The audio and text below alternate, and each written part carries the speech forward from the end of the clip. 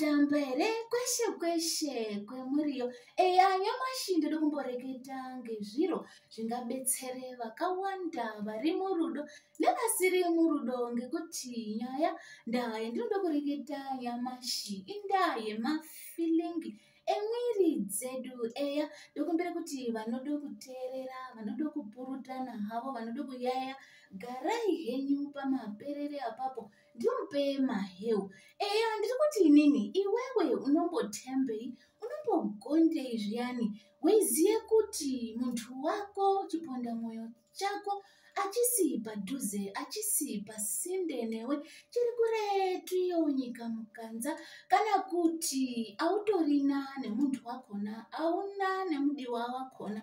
Eya ndozvandati ndirekete ndeiti inini weirye zviro izvi zvikafu zvendichareketa, combination yezviro zvendichareketa zvekurya kamukuwo kari kuteera, kuti iwewe unogondei ngekuti zviro zvinezvi zvinoti ukazvirya, ukazvisanganisa, ukazvidhibanisa zvinoite kuti mwiri yako itange kukwire temburicha. Eya ngazi, ropa zvinotange kuira, kubhoila, kubwabwada.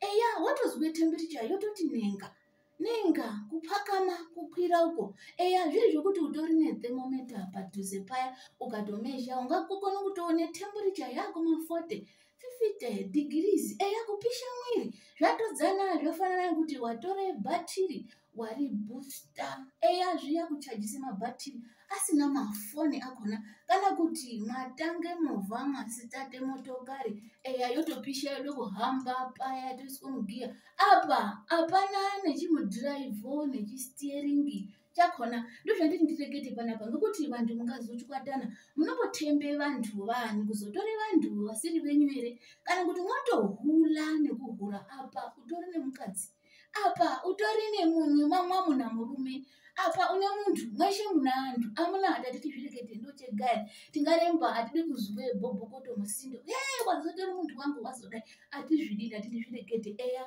zviro zvinezvi number 1 chekutanga amuna manduwi, nzungu mutsege zvine munyu mutetenerwa, zvakakonza zviro zviya. Wapedza kuzvisanganisa worya zvine mabaka yawa, howe dziya dzemusambiki dzine munyu wakawanda, wapedza worye michero imweni yakadai ngemaonini, magiri, ndera dai munomati magiri anadhira, awo anoti unotomazwa mwiri. Wapedze worye zvihenge, mapineapple. Amuna unenge weigondei, chiini chakadaro amuna, igumo renyu. Wapedza worye unini, tsangamidzi, kana kuti waimwire mudhiringi musitoni, amuna unosarai? Ausari amuna. Ndati ndimubhire musazosangana, musazodhibana nedambudziko rakadaro, ngekuti atete anoreketa, haarekeri kusheya zviro zvavanoziya. Eya amuna hatati tirekete tingaremba ndochegaya, mashoko aperi pfuwe. Amuna wikendi yakahlamburuka, wikendi yakati hwe ndau.